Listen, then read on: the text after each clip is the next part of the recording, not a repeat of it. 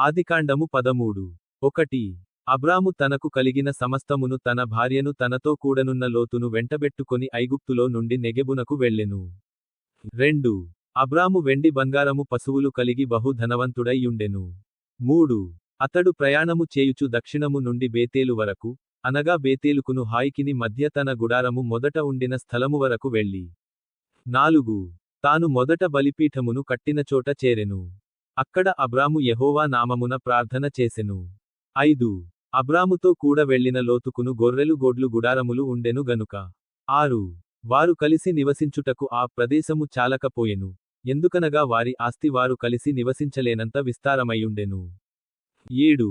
అప్పుడు అబ్రాము పశువుల కాపరులకును లోతు పశువుల కాపరులకును కలహము పుట్టెను. ఆ కాలమందు కనానీయులు పెరిజ్జీయులు ఆ దేశములో కాపురముండిరి. 8. కాబట్టి అబ్రాము, మనము బంధువులము గనుక నాకు నీకును, నా పశువుల కాపరులకు నీ పశువుల కాపరులకును కలహముండకూడదు. 9. ఈ దేశమంతయు నీ ఎదుటనున్నది గదా, దయచేసి నన్ను విడిచి వేరుగానుండుము. నీవు ఎడమ తట్టునకు వెళ్ళిన ఎడల నేను కుడి తట్టుకును, నీవు కుడితట్టునకు వెళ్ళిన ఎడల నేను ఎడమ తట్టునకును వెళ్ళుదునని లోతుతో చెప్పగా. 10. లోతు తన కన్నులెత్తి యొర్దాను ప్రాంతమంతటిని చూచెను.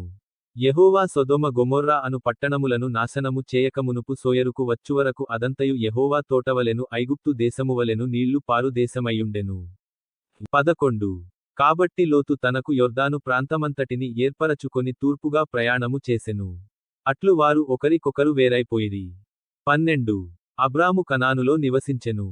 లోతు ఆ మైదానమందున్న పట్టణముల ప్రదేశములలో కాపురముండి సొదొమ దగ్గర తన గుడారము వేసికొనెను. 13. సొదొమ మనుష్యులు దుష్టులును, యెహోవా దృష్టికి బహు పాపులునై యుండిరి. 14. లోతు అబ్రామును విడిచిపోయిన తరువాత యెహోవా, ఇదిగో నీ కన్నులెత్తి నీవు ఉన్నచోట నుండి ఉత్తరపు తట్టు దక్షిణపు తట్టు తూర్పు తట్టు పడమర తట్టును చూడుము. 15. ఎందుకనగా నీవు చూచుచున్న ఈ దేశమంతటిని నీకును నీ సంతానమునకును సదాకాలము ఇచ్చెదను. 16. మరియు నీ సంతానమును భూమిమీద నుండు రేణువుల వలె విస్తరింప చేసెదను, ఎట్లనగా ఒకడు భూమిమీద నుండు రేణువులను లెక్కింపగలిగిన ఎడల నీ సంతానమును కూడా లెక్కింపవచ్చును. 17. నీవు లేచి ఈ దేశము యొక్క పొడుగున వెడల్పున దానిలో సంచరించుము, అది నీకిచ్చెదనని అబ్రాముతో చెప్పెను. 18. అప్పుడు అబ్రాము తన గుడారము తీసి హెబ్రోను లోని మమ్రే దగ్గరనున్న సింధూర వృక్షవనములో దిగి అక్కడ యెహోవాకు బలిపీఠమును కట్టెను. ఆదికాండము 13.